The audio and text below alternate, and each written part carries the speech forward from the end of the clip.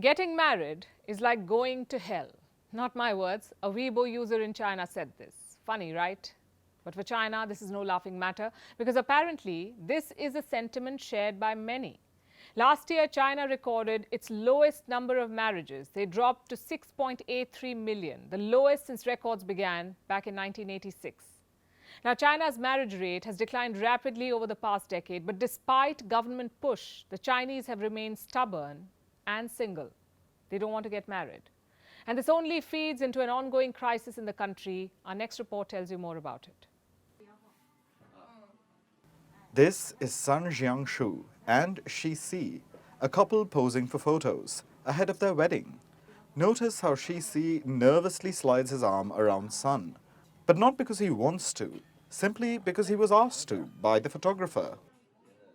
Because here's the catch, they are a fake couple, and their wedding, part of a performance orchestrated by an artist named Nut Brother. He brought the two strangers together, so they tie the knot, then divorce within 48 hours. Why? To stir up debate about the institution of marriage in modern-day China. I think that a lot of people, especially women, can live a good life being single. As far as they're concerned, a family is just a burden they don't need at all. I think you need to think clearly about what you want before you get married and not about fulfilling other people's expectations. This art performance was held in 2016. 7 years have passed since, but the sentiment remains the same. Millions in China are increasingly questioning marriage, and apparently they don't particularly love it. We aren't saying this, the numbers are. Last year, China recorded its lowest number of marriages.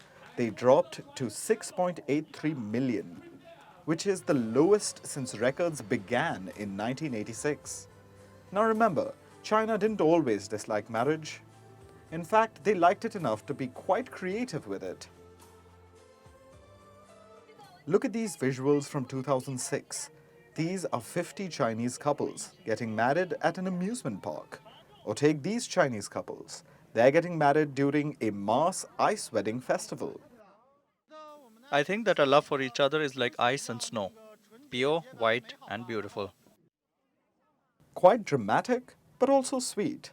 And for China, definitely better than not wanting to get married at all. The country's marriage rate peaked in 2013. Nearly 13.5 million couples wed. That's nearly double last year's count. Also, more than the entire population of some countries. But in the past decade, China's marriage rate has declined rapidly. And this only feeds into their ongoing demographic crisis. The population is aging. In the next decade, about 400 million people in China will be aged 60 and over. That's 30% of the population. And that's not all. China's birth rates are also falling. Last year, the population shrank for the first time in 6 decades. Warning bells are ringing in the government. They've held mass blind dating events and sought a reduction in bride price. That's the amount paid to a prospective bride's family. The government has also mandated a 30-day cool-off period before divorce. It's launching programs to encourage people to marry, but with limited success. Women in China are increasingly looking at marriage as something used to oppress them. They're demanding equality in child rearing and refuse to marry young. Between 2010 and 2020, the average age for women to get married for the first time increased from 24 to nearly 29. And with soaring unemployment rates in China, marriage is not an option for many young. So while the Chinese government continues to behave like a nosy, distant relative, encouraging young people to get married, it just doesn't seem to be working. Maybe a helping hand could help China, or a matchmaking consultant, like the iconic Seema Taparia from Mumbai.